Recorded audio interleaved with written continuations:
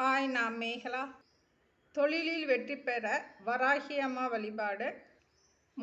தொழில் ஆரம்பிக்கிறவங்களா இருந்தாலும் சரி, தொழில் ஏற்கனவே நடத்திட்டு இருக்கிறவங்களா இருந்தாலும் சரி, வராகி அம்மாவுக்கு இந்த வழிபாடு செய்யலாம். இந்த வழிபாடை 16 வியாழக்கிழமை செய்யணும். ஆரம்பிக்கிற வியாழக்கிழமை வளர்பிறை வியாழக்கிழமையாக இருக்கிறது ரொம்ப நல்லது. இந்த வழிபாடு செய்கிறதுக்கு தீபம் 16 தீபம் ஏற்றணும். ஒரே தாம்பூலத்தட்டில் செந்தூரம் பரப்பி 16 விளக்கு வைக்கலாம்.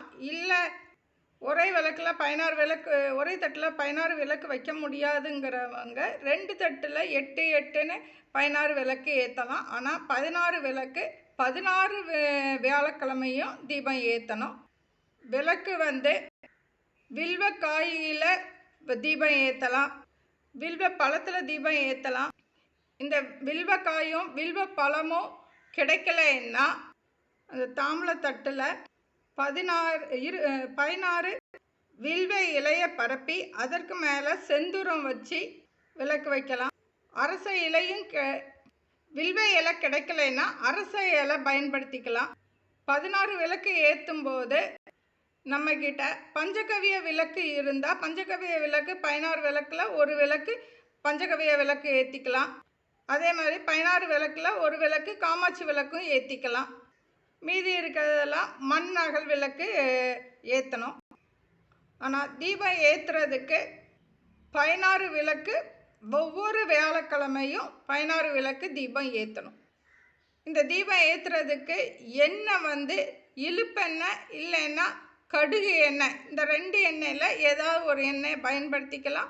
2 எண்ணெயும் பயன்படுத்தணும்னு நினைப்பு இருந்தால் 8 விளக்கு இழுப்பெண்ணெய், 8 விளக்கு கடுகு எண்ணெய் பயன்படுத்திக்கலாம்.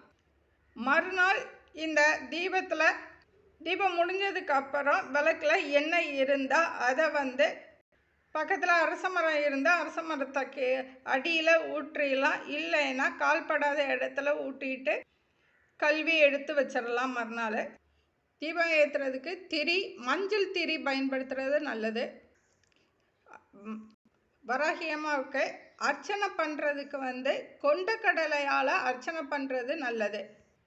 கருப்பு கொண்டக்கடலை, அந்த கொண்டக்கடலையை அப்படியே பச்சையாகவே அர்ச்சனை பண்ணலாம். அதை வச்சு இல்லைன்னா தண்ணியில் ஊற வச்சு பொதுமி இருக்கும் இல்லையா, ஒரு நாள் ஊற வச்சுருந்தோன்னா பொதுமி இருக்கும், அந்த கொண்டக்கடலையை வச்சு கூட நம்ம அர்ச்சனை பண்ணலாம். ஏன்னா அது முளைவிட்டு இருக்கும். முளைவிட்ட கொண்டக்கடலையை வச்சு நம்ம அர்ச்சனை பண்ணும்போது நம்மளுக்கு தொழிலையும் வளர்ச்சி கிடைக்கும். வராகி அம்மாவோட ஃபோட்டோ அல்லது விக்கிரத்துக்கு முன்னாடி ஒரு வெள்ளி கிண்ணத்தில் சந்தனப்பொடி, கஸ்தூரி மஞ்சள், ஜவ்வாது, புணுக்கு, கோரோஜனை, பச்சை கற்பூரம், அத்தை, அரகஜா, இந்த இவ்வளோ பொடிகளையுமே ஒன்றாக கலந்து இந்த வெள்ளி டப்பாவில் வச்சு பூஜை பண்ணணும். நம்ம கொண்டக்கடலையை வச்சு அர்ச்சனை பண்ணுவோம்ல, அர்ச்சனை பண்ணும் பொழுது 108 தடவை வராகி அம்மாவோட மந்திரத்தை சொல்லணும். அந்த மந்திரத்தை நான் கீழே கொடுத்துருக்கேன்.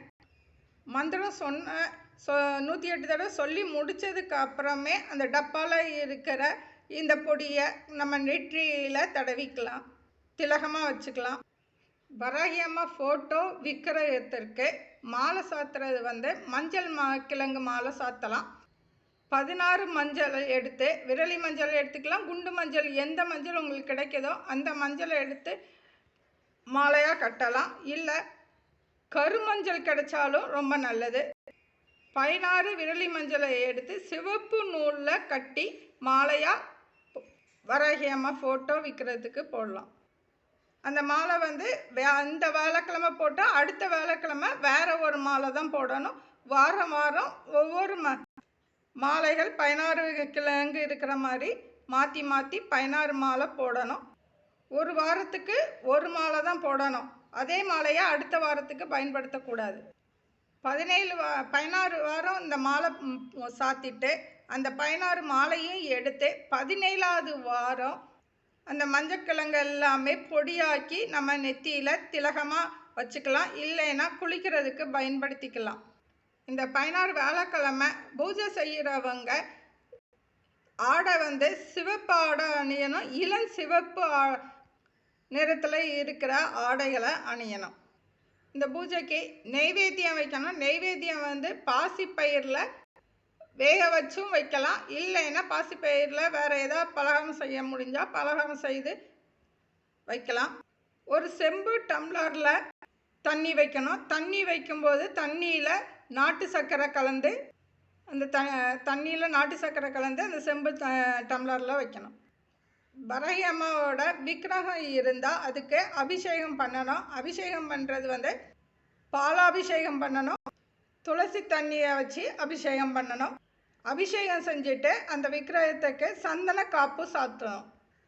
சந்தன காப்பு சாத்தினதுக்கு அப்புறம் அதுக்கு மாலை மறிக்கொழுந்து மாலை சாட்டுறது நல்லது. மறிக்கொழுந்து மாலை கிடைக்கலன்னா துளசி மாலை கூட சாத்திக்கலாம். 16 வியாழக்கிழமை பூஜை முடிஞ்சிருச்சுன்னா அதற்கப்புறம் உங்களுக்கு மாதத்தில் ஒரு நாள் வர புதன் பெயர்ச்சி அன்னைக்கு கூட இந்த பூஜையை செய்யலாம்.